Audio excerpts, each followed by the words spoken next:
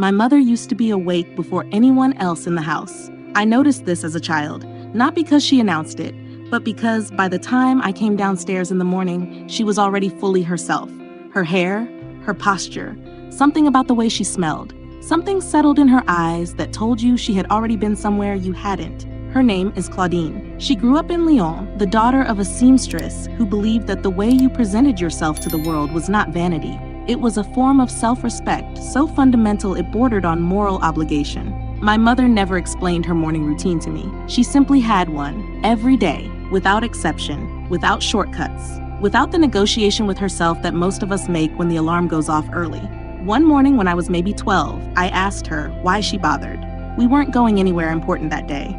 She looked at me and said, "You do not dress for where you are going, Isabel. You dress for what you think of yourself." I didn't understand it then. I have understood nothing more completely since. My name is Isabel Vargas. I spent 15 years as a buyer and consultant inside American luxury, moving between boardrooms in New York and dining rooms in Paris, watching the wealthiest women in the world operate up close.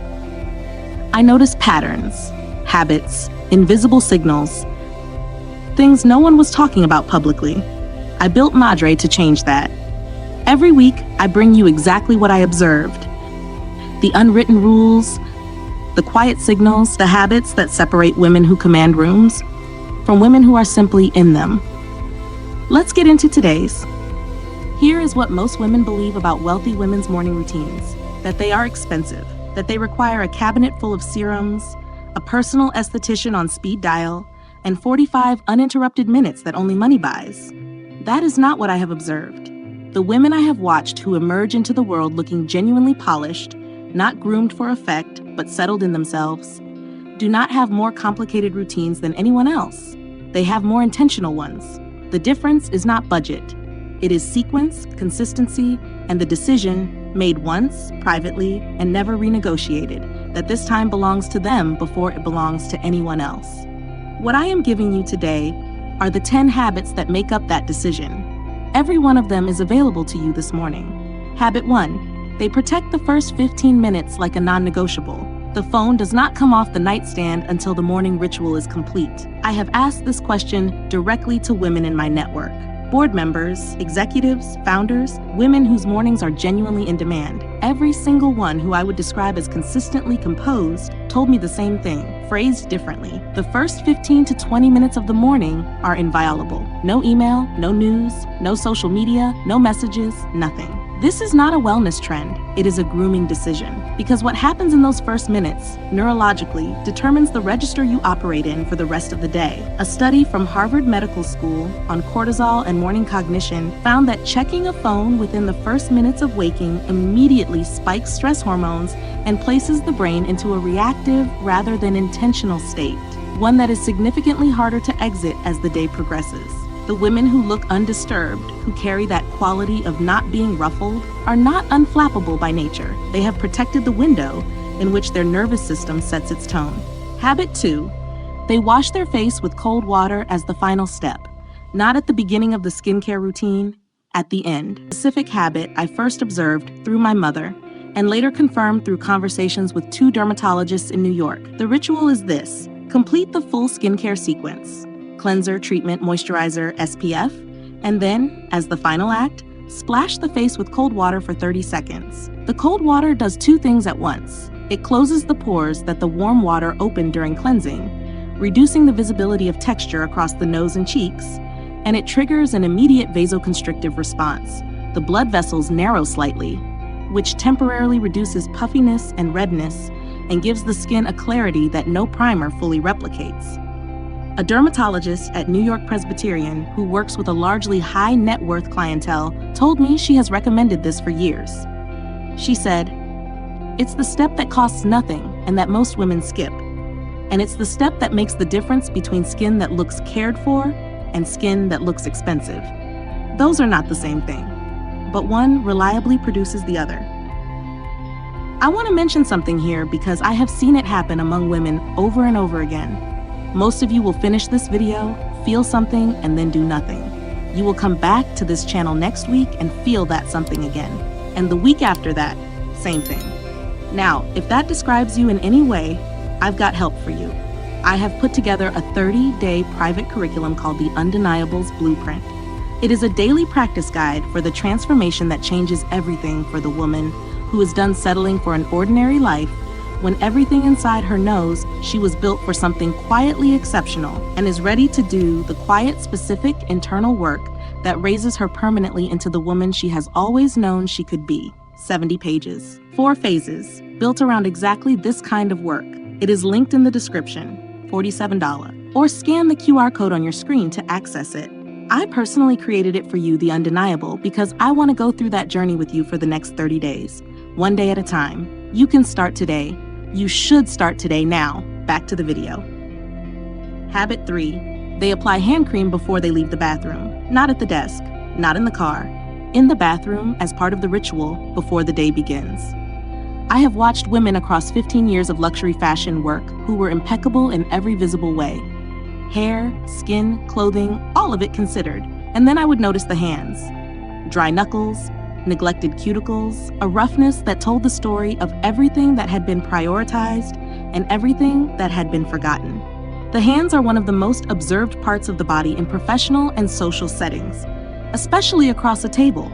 A study published in JAMA Dermatology on the perception of age and class signaling found that hand condition was rated by observers as one of the primary visual cues for both age estimation and socioeconomic background, often weighted more heavily than clothing. The women who understand this apply hand cream as a morning non-negotiable, not an occasional afterthought. My recommendation has not changed in years. 𝐔𝐍𝐃𝐄𝐍 Therapeutic Hand Cream.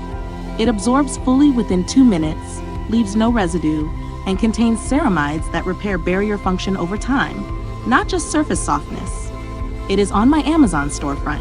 It costs less than most coffees. A manicurist in New York, who maintains the hands of several women you would recognize, told me, "I can always tell who treats their hands at home and who treats them only when they come to see me. The difference is visible from across a room."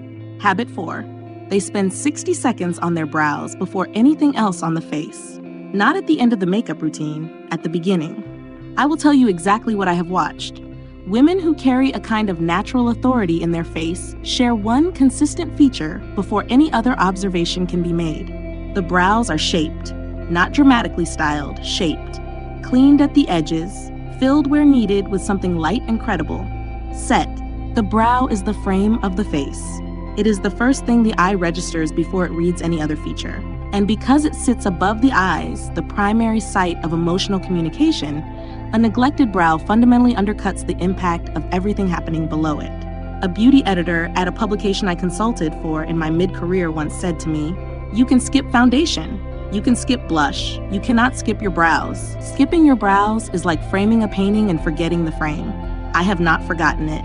Research on facial recognition from Oxford University found that brows are weighted more heavily than eyes in overall facial identification and perceived expression, meaning that more of what people read as your mood, your authority, and your composure is transmitted through the brow line than through the eyes themselves.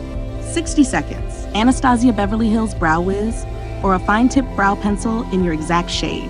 That is the investment. The signal returned is disproportionate to the effort. Habit 5. They dry brush or use a body exfoliant 3 mornings per week. This is a habit I collected from a pattern I noticed in the grooming routines of women who worked in luxury fashion and in European old money social circles alike. The skin on the body is not treated as separate from the skin on the face by women who have genuinely internalized grooming. They do not maintain meticulous facial skincare and ignore everything from the neck down. The body receives an equivalent level of considered attention, and it shows in the quality of how a woman carries herself in clothing. Dry brushing. Using a natural bristle brush on dry skin before the shower, moving in long strokes toward the heart, stimulates circulation, removes surface dead skin cells, and over time gives the skin a clarity and tone that makes even simple clothing sit differently. A study from the University of Chicago's Department of Dermatology on regular mechanical exfoliation found measurable improvements in skin texture, microcirculation, and moisture retention in subjects who maintained a 3 times per week regimen over 60 days.